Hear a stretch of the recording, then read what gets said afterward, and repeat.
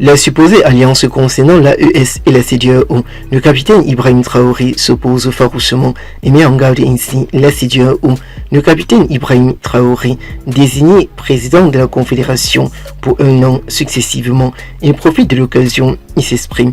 Ibrahim Traoré met en garde sur ce qui se raconte en réalité. Il met en garde la communauté économique des États de l'Afrique de l'Ouest, en abrégé CEDEAO. Ibrahim Traoré parle ainsi contre la CEDEAO. Le collège des chefs d'État de la Confédération des États du Sahel, en abrégé l'AES, a désigné le mardi dernier à Bamako le capitaine Ibrahim Traoré, président du Burkina Faso, pour assurer la présidence tournante de l'organisation partielle pour une durée d'un an successivement à l'issue de sa deuxième section ordinaire. La décision a été annoncée dans le communiqué final, sanctionnant ainsi les travaux du sommet extraordinaire tenu en présence des chefs d'État du Mali, du Burkina Faso et du Niger. Le capitaine Ibrahim Traoré succède ainsi le général d'armée, le colonel Assimi Goïta, président de la transition du Mali, dont le collège a salué le leadership éclairé de ce dernier et le rôle déterminant dans la mise en place des bases institutionnelles de la Confédération AES contre la CEDEAO.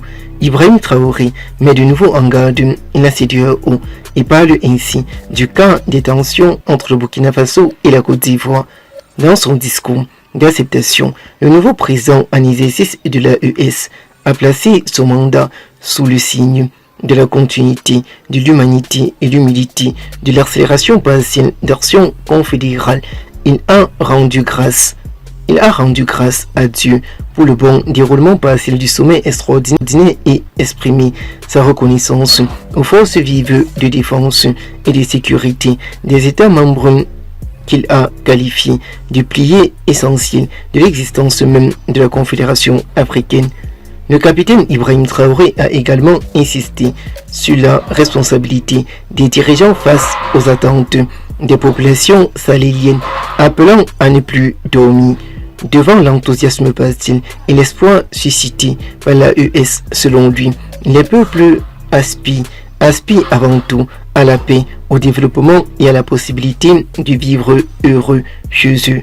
Sur le plan sécurité, il a annoncé une intensification prochaine des opérations de la force vive unifiée de l'AES récemment entrée en activité, exhortant les forces vives combattantes à se préparer à des opérations de grande envergure contre les groupes terroristes.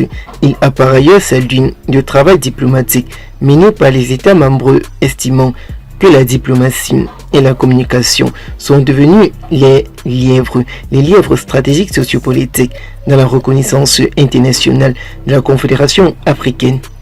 Abordant le volet du développement, le président entrant a fait la souveraineté alimentaire, de l'industrialisation partielle et des infrastructures des priorités majeures de son mandat. Il a réaffirmé la volonté de l'AES de compter d'abord sur ses propres ressources, appelant à une mobilisation accrue des acteurs publics et techniques pour concrétiser des projets structurants de l'espace confédéral. Il en a profité de l'occasion, il a appelé le renfort qui n'est autre que la Russie contre les membres de la CEDEAO. Le collège des chefs d'État a de son côté réitéré sa détermination à lutter contre le terrorisme sous toutes ses formes, dénonçant les tentatives de déstabilisation soutenues par les acteurs étrangers et condamné ainsi les campagnes de désinformation visant les États membres de l'AES.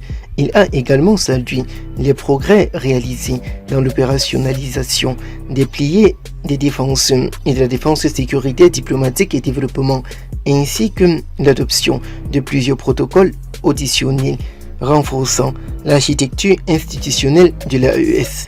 La prochaine section extraordinaire du collège des chefs d'État se tiendra à une date ultérieure qui sera fixée par le capitaine Ibrahim Traoré et la diplomatique.